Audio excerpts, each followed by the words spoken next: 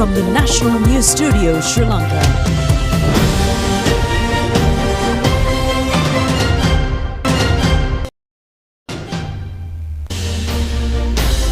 Hello there and a very good evening. This is the National News Broadcast. Coming to you live from the main news studios, I'm Prashant Silva. And I'm Shanali. Let's have a look at the headlines first.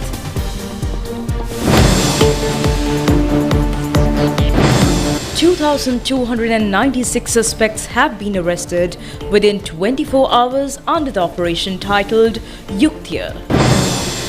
Public views are entertained for the Open State Partnership National Action Plan. The World Bank grants $250 million to Sri Lanka. Sri Lanka Podujana Pera expressed views over next elections. State Language Commission immediately responded to a news of national television with a hotline to receive complaints. A pollution warning issued in Iceland after activation of volcanoes.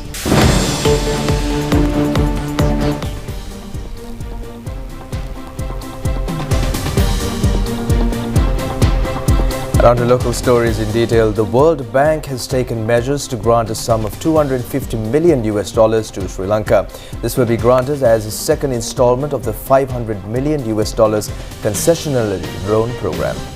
Meanwhile, the President's Media Division says that a sum of $727 million will be granted to Sri Lanka from the international monetary agencies during the month of December. The World Bank issued an announcement today with regard to the release of second installment of its loan program for Sri Lanka. The World Bank states that Sri Lanka has shown satisfactory progress in its economic reforms process. The IMF has also granted its installment of $337 million to Sri Lankans in this month. The Asian Development Bank has also granted a sum of $200 million for the Sri Lanka's development process, and the Ministry of Finance says Sri Lanka's foreign reserve will considerably increase due to these grants. The ministry expects the foreign reserves of Sri Lanka will exceed $4 billion by the end of this year. The police say that 2,296 suspects were taken into custody during the last 24 hours under the operation titled Yuktya to raid gangs and narcotics of organized crimes. 280 notorious suspects registered under the Police Narcotics Bureau and Special Crimes Division are also among the suspects. The police have taken detention orders against 109 suspects, while 14 suspects are under the investigation of their properties and assets. Meanwhile, the police also arrested 16 drug dealers in a raid conducted at the Mull area of a police area. Among the suspects are 12 allies of notorious drug baron Angoda Lokka. They will be produced before courts to obtain detention orders. The investigations so far have revealed that these 12 suspects have operated the ring of drug kingpin Dubai Danushka, especially in the Kolunava and Vellampidi areas. Rings or raids were also conducted in the Maradana area early this morning using specially trained dogs. A number of suspects were also arrested in these raids.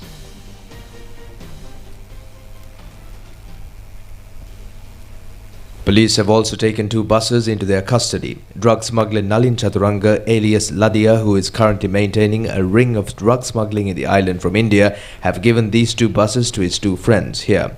These buses have been purchased for a sum of 25 million rupees in 2019 and deployed in the tourism industry.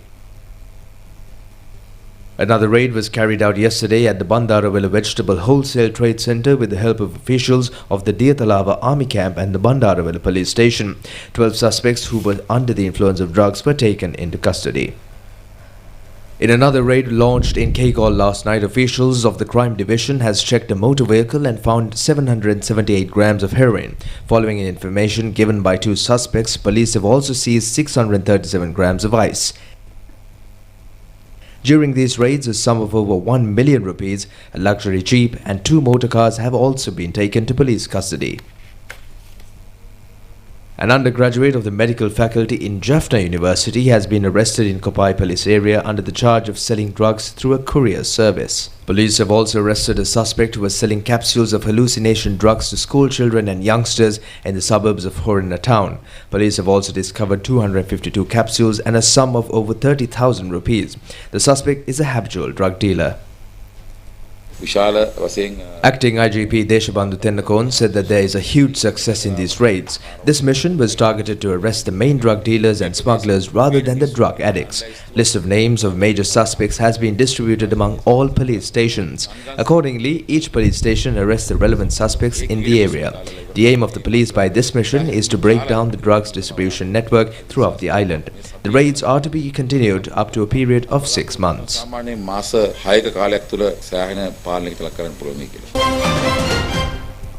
The grand ceremony for the 2022 Golden Jubilee Award ceremony of the state drama, celebrating the contributions of artists and craftsmen to the enriching tapestry of Sri Lanka performing arts, took place yesterday afternoon at the Maharagama National Youth Service Council Auditorium. And the event was presided over by President Ranil Wickremesinghe.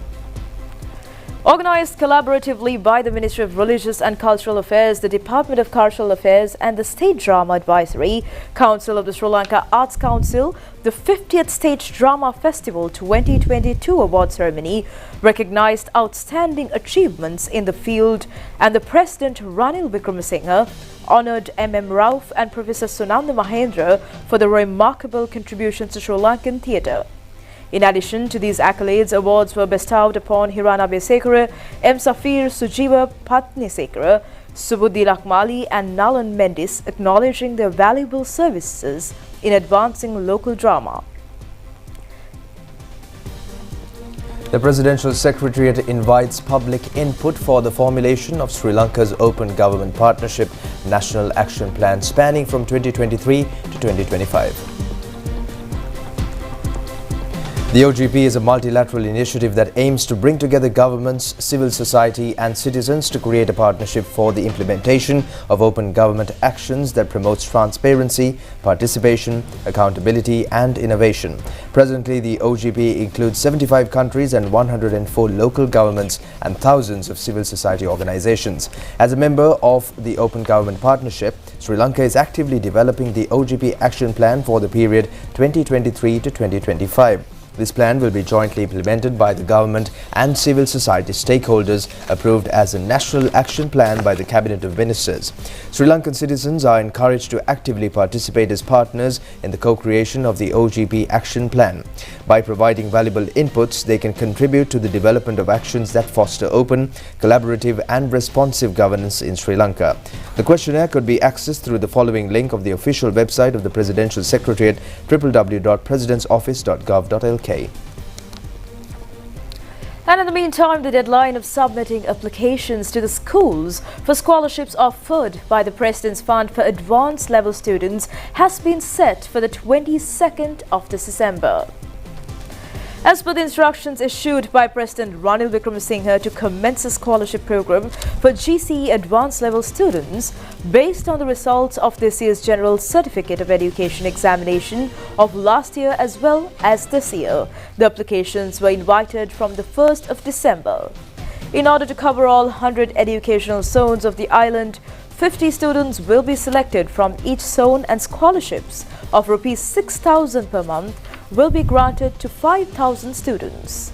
For the year 2022, eligibility criteria for applications include having appeared for the GCE O-level examination for the first time, successfully passing the examination, qualifying for advanced level studies.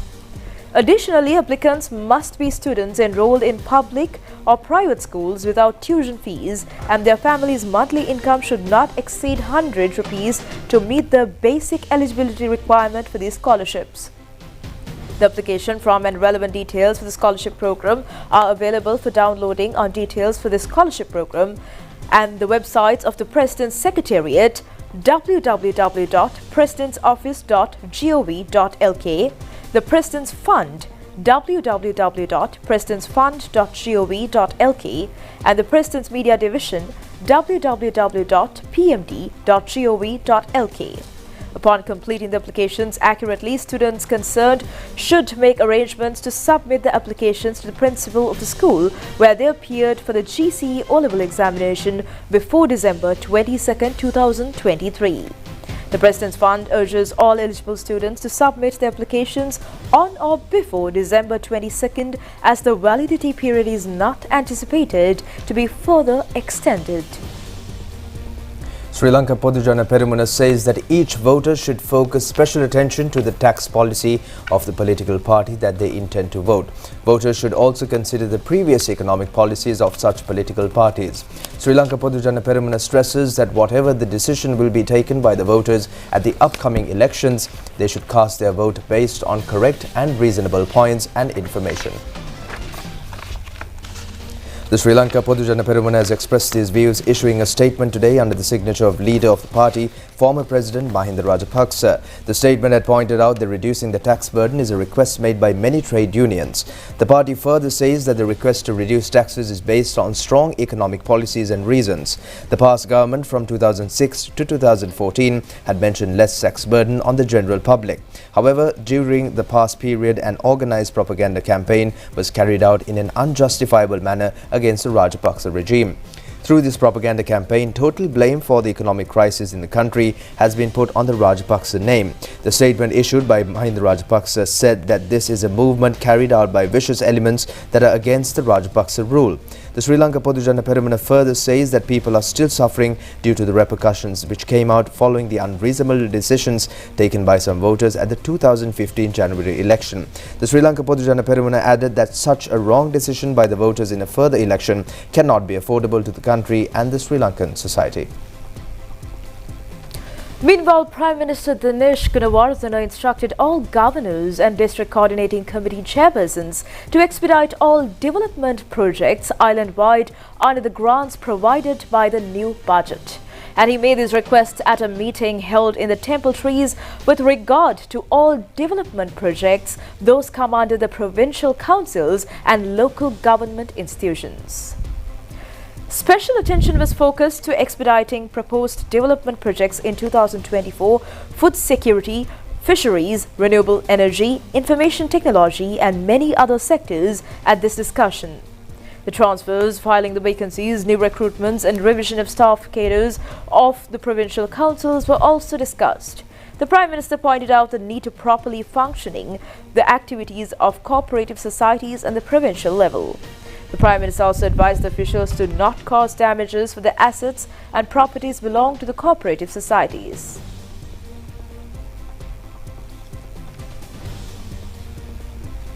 Our news bulletin yesterday carried out a news item regarding the use of improper words in the trilingual signboards erected throughout the country. The State Language Commission has focused immediate attention for this matter. The clauses 12.2 and 12.3 in the 111th chapter of the Constitution upholds the safeguarding of the language right as a basic human right. Accordingly, the state languages of Sri Lanka are the Sinhala and Tamil languages. English is regarded as a linked language.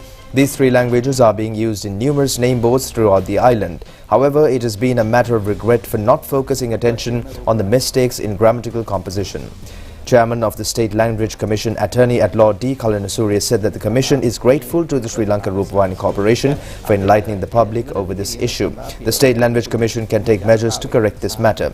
If there is any complaint regarding the grammar or the language of signboards of state institutions, people should inform them through the hotline 1956 and 071 952 1436.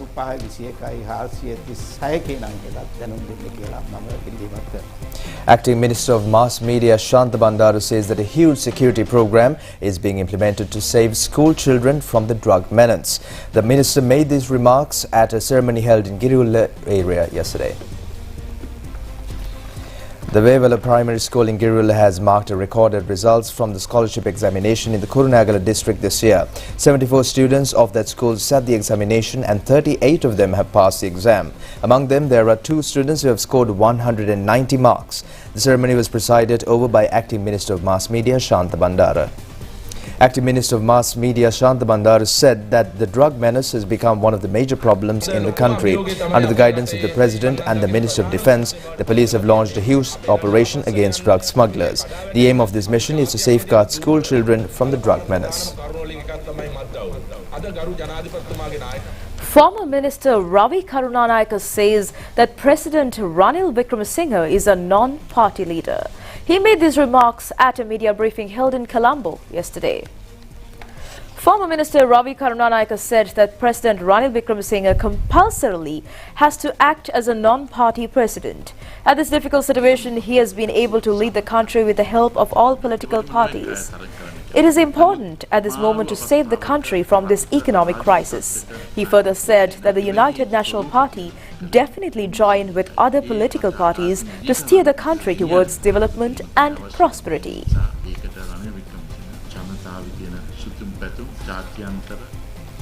Damages to crops such as maize, coconut and mangoes by wild elephants are reported constantly from many areas of the island. However, it is reported that wild elephants have used to damage the ornamental trees of foxtail palm that are grown in home gardens as well. And such incidents have been reported from the Mahayangana area. Herds of wild elephants constantly roam in Minipe and Mahayangana areas. These elephants used to encroach villages during the night and eat palm trees grown in home gardens. The villagers point out that the palm trees grown in schools and other office premises have been damaged by the wild elephants. They have also caused severe damages to school buildings and houses.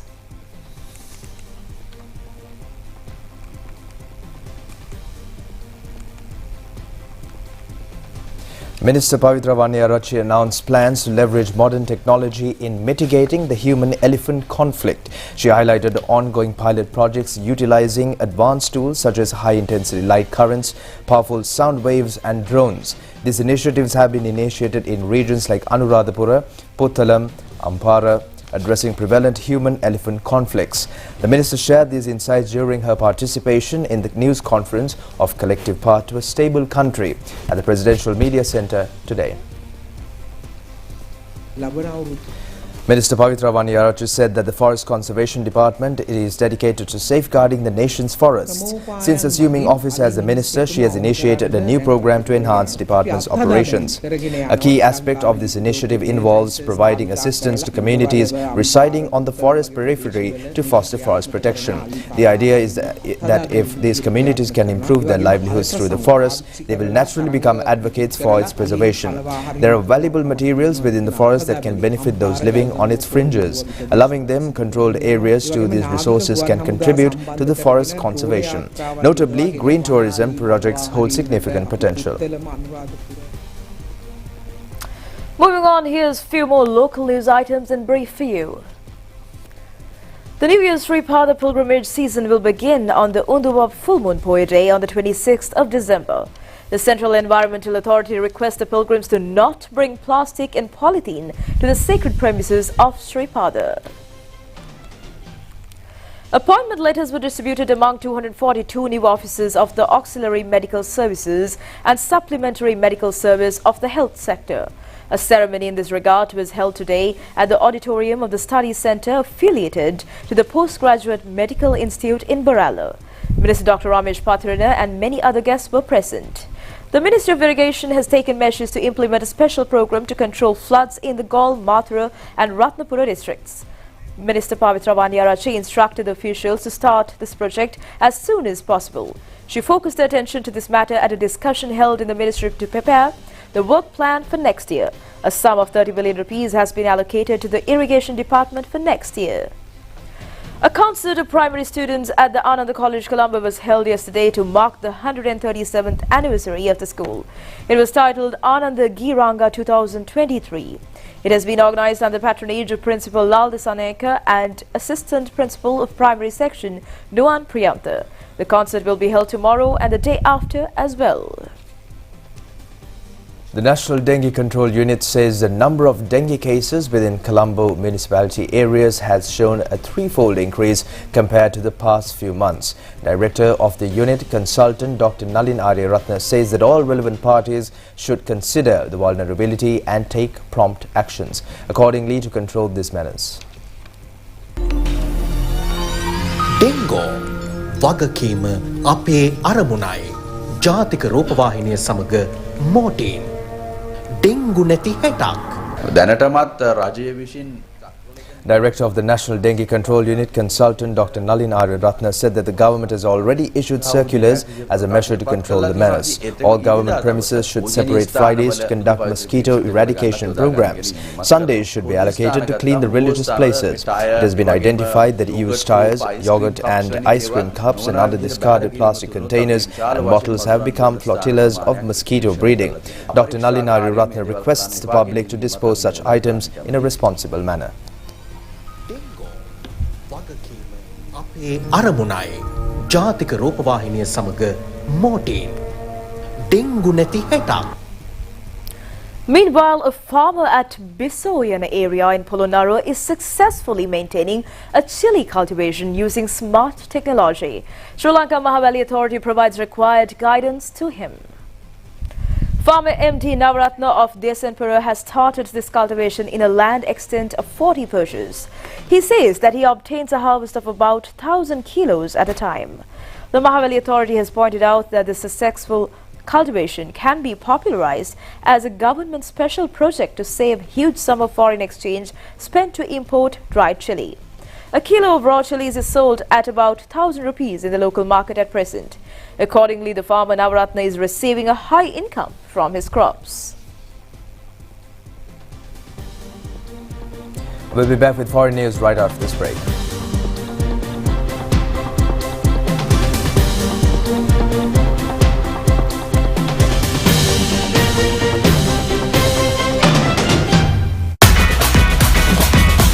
Prima Kotumi, Fantamai.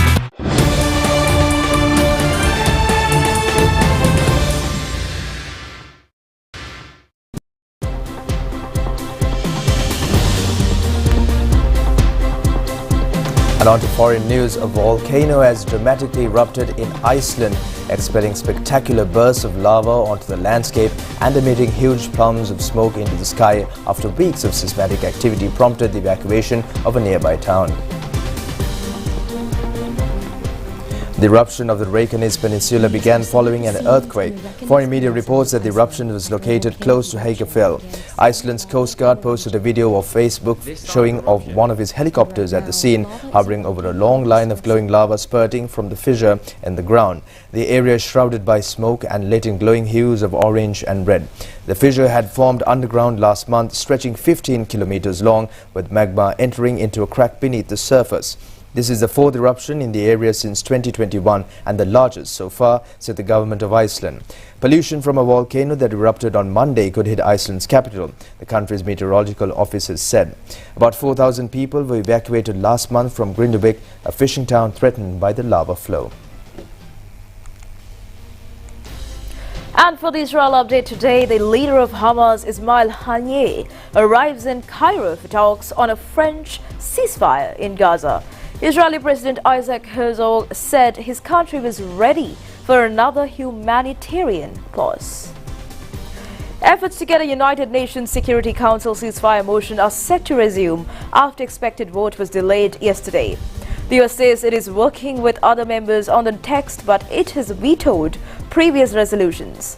8 agencies have voiced anger and frustration over the continued plight of civilians in Gaza ahead of the vote, and meanwhile the Israel Defense Forces says it's attacked a series of targets belonging to the Lebanese group Hezbollah and Iran-backed Shia Islamist group that wields considerable military and political power in Lebanon. The Israel Defense Forces says it is Air Force struck several terrorist infrastructures alongside military sites where the organization's terrorists operated.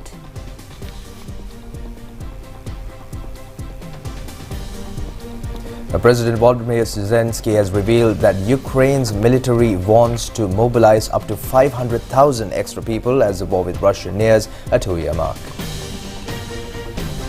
At a news conference in Kyiv, President Volodymyr Zelensky said commanders were seeking 450,000 to 500,000 individuals, admitting this was a sensitive and costly issue. His comments came into the wake of setbacks of the US and the EU. Republicans in the US Congress first blocked a $60 billion US military package for Ukraine earlier this month. This week, representatives of both the White House and the State Department said that the US was planning one more military package to Ukraine, but it had limited ability to send more help after that unless Congress acted. The US setback was followed by Hungary's blocking of the EU's $55 billion financial aid deal last week. EU leaders, however, said Ukraine would not be left without support. Ukraine is facing an ammunition shortage as it continues to fight occupying Russian forces following Moscow's full-scale invasion in February 2022. Ukraine's counter-offensive ground to a halt at the start of winter, and there are fears that the Russians could simply outgun Ukraine. From Ukraine to France, the French Parliament has passed legislation toughening France's immigration policy after months of political wrangling. And the amended bill was backed by both the President Emmanuel Macron, centrist Renaissance Party, and Marine Le Pen, far-right National Rally. The vote divided Mr. Macron's party, and the Health Minister Orlin Rousseau announced he was going to resign. Left-wing parties accused Mr. Macron of making concessions to the far-right. A previous draft was rejected by the Parliament last week by National Rally as well as the left. In response, the government redrafted the bill, making some of its provisions tougher. The new legislation makes it more difficult for migrants to bring family members to France and delays their access to welfare benefits. It also bans detaining minors in detention centers, and the tougher version appealed to right-wing parties who backed it on Monday. Le Pen welcomed the amended bill, calling it an ideological victory for the far-rights. The new French legislation exposed divisions within the governing alliance. 27 MPs voted against while 32 abstained, almost a quarter of pro-Macron MPs. Wishing you a joyful Christmas from Prima.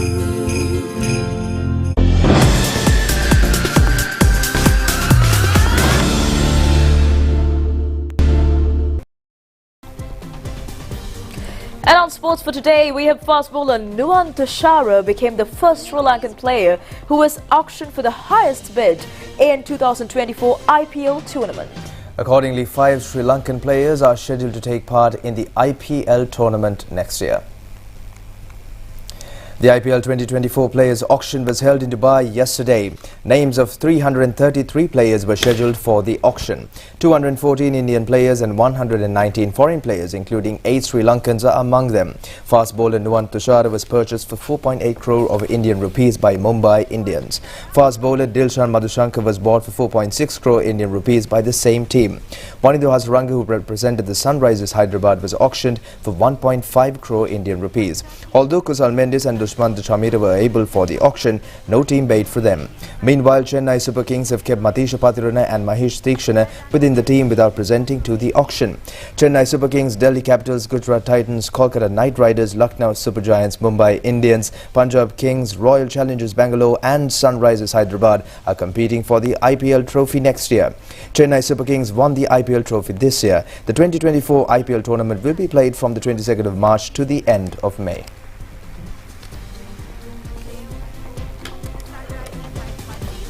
Wishing you a joyful Christmas from Prima.